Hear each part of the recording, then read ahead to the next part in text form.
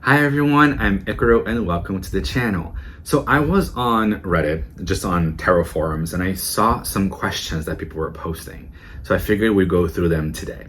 So the first question is a deck with a cloud on the box. I don't have that.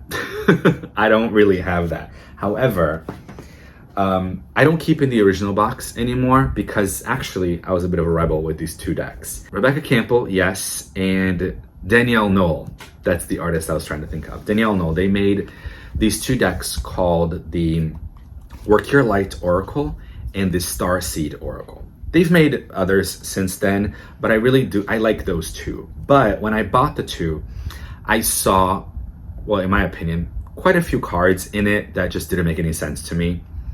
They were just, in my opinion, just extras, and they didn't speak.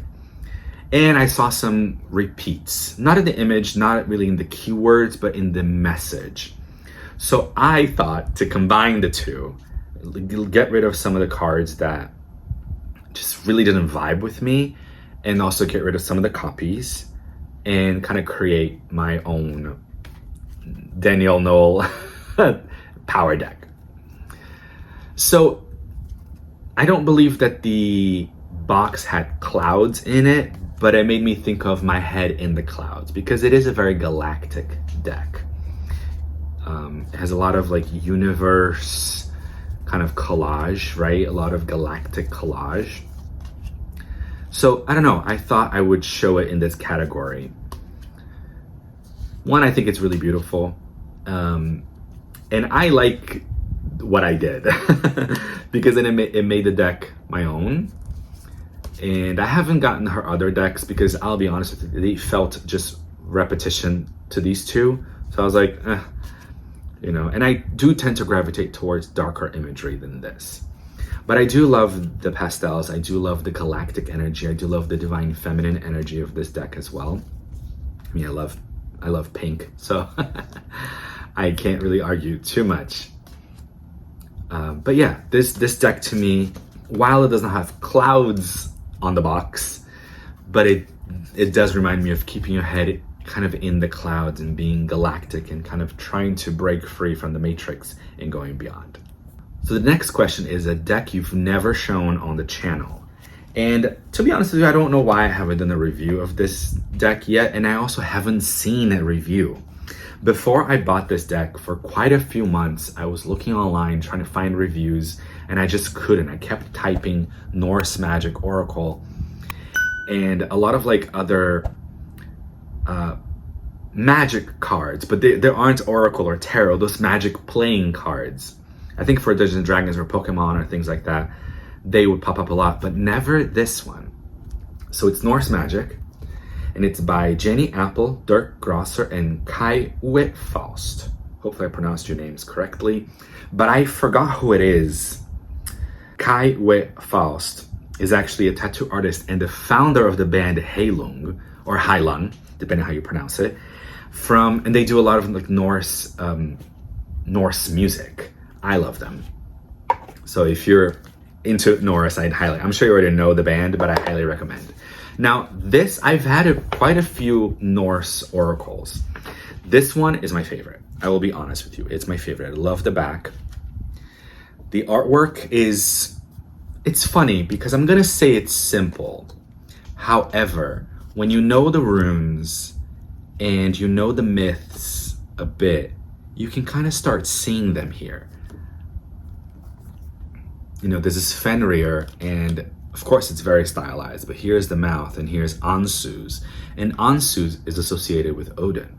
And in the mythology of Ragnarok, Fenrir is gonna eat Odin. So you can kind of see that happening here a bit. It has the gods, it has Mimir's well, it has symbols of it, like Idun's apples and Brisingamen, which is the necklace that Freya wears. This is Yggdrasil, which is representative of the tree. It also reminds me a little bit in the center of Metatron's cube, but it's meant to represent the tree of life. I talked about Ragnarok. This is meant to represent Ragnarok. So I don't know. I lean more towards Norse paganism in my practice. I work with hell a lot. If you guys want to check out my video that I made talking about my experiences with hell, you can definitely check that out. So I don't know, I haven't seen this deck talked about online, but I love it, and it has quickly become one of my favorite decks out there. Really inexpensive. I got it from, I believe, US Games sells them. If not, then the other publishers do, if I'm wrong. And the guidebook is actually quite meaty. It has a lot to say, and it gives really good messages. It even gives you, of course, keywords, but there's what they call an impulse, which is like something for you to do to integrate the message of the card. Like, for example, here, oh, actually, amazing. I opened on hell. See, I'm telling you, she's around. The impulse is light a candle to bring light into the darkness and purify your life energy. Take 2 sheets of paper, write all the desires and dreams you would like to experience or realize on one. On the other paper, write all the things that prevent you from actually doing it. Fears, worries, beliefs, perceived obstacles. Breathe deeply, mindfully burn the second piece of paper. Now consciously cross out everything from the first piece of paper that you let go of today. What remains, you get to realize. So it gives you a little bit of a ritual, which I think is really, really cool as well. If you're new to your witchcraft and your practice, books like this can really help you learn how to set up ritual for yourself. So yeah, a deck that I've never shown on my channel, and also I haven't really seen online, is the Norse Magic Oracle. Now the next question is a deck with another animal besides a lion in the Strength card. Now here in my hands, I have one of my favorite decks. It's the True Black Tarot. This is actually one of the first decks I bought when I started reading tarot, and I forgot when it came out, maybe like 2019 or something. And I started reading tarot in 2018, and it's just stunning, and it continues to speak to me. But the Strength card is traditionally associated with Leo, and it's traditionally has a lion, obviously, on the card. Now I'm trying to find Strength on this deck, even though it's giving me a hard time, because this one was one of the first ones that I saw it differently, and it still makes sense to me, because it's gonna be the last one. Oh, here it is. Here's the Strength card in this deck, and it's a snake, a giant snake. Now, why did I say it makes sense? Because in Gnostic beliefs, and also in the Thoth Tarot, you see it. You see a lion kind of with many faces is the beast, and then the tail is a snake, is a serpent. So the Strength card is actually associated with the demiurge. The demiurge usually is depicted with the head of a lion and the body of a snake.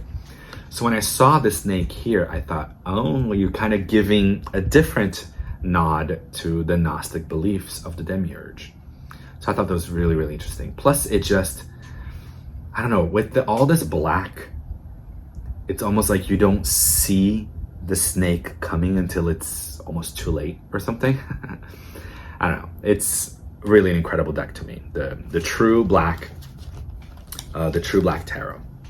So the other question is a deck that comes with a box inside another box, and that is so annoying to me.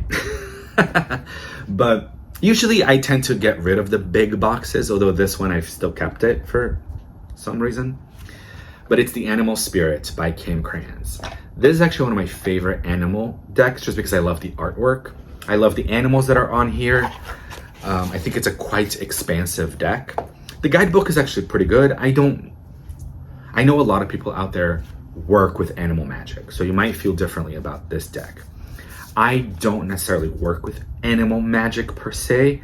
I use this deck more as an archetypal reading. So like the bear, for example, I would see it as strength. I would also see it as a mother figure, as authority, for example, right? The lion, I think it's pretty self-explanatory, strength, confidence, being the king of your domain kind of thing, right? Otters are really playful. So anyway, like I really love the artwork, this pen and ink with like just some pops of color in there. I think is really, really beautiful and interesting. We've got a firefly as well, kind of like being the light in the dark kind of thing. So yeah, like I love this deck. And the guidebook is actually, it's quite big. When it comes, in this box, it's a quite big, proper guidebook. But yeah, it's just annoying that like this box with the guidebook comes inside this massive box, and you go, okay, I'm appreciative that this deck comes with a smaller box because I get to keep it somewhere. It's different than the Osho Zen, for example, that I'll talk about in a second. The box is also massive that comes in, but it doesn't come with a smaller box. But it's also, when it comes with two boxes, a little wasteful because you've got two boxes, one is gonna get tossed away. The guidebook is actually like over there in my shelf, so they don't get stored together, which I'm okay with. I think it bothers some people. I'm okay with it. I know they have to be stored somewhere, but it's just, when you're first opening it, it's just a lot to like kind of deal with. So the final question is a deck that would not appear in your top 10. And I gave a little tease of the Osho Zen. Now, I like the Osho Zen. I think that the guidebook is actually very, very good. I think the guidebook, every time you open it, it makes you think. There's something to sink your teeth into. There's something to always take away. But I will be honest with you, and also the artwork I quite like. I have nothing against this artwork. I think it's actually beautiful. I think it evokes something. When you look at the image, it brings something. You can think of something, you can feel something. So it's very evocative. But for some reason, I don't find myself reaching for this deck a whole lot. Even though it gives a lot of good insights, has a lot of good teachings, I don't reach for it all the time. It's actually, I've had this deck for quite a few years and I've reached for it a handful of times, to be honest with you. For some reason. Even though I quite like it, I don't see myself getting rid of it anytime. But for that reason, because I don't reach for it, I don't see it kind of making a top 10. I've been reaching for a lot more the Mary L Tarot.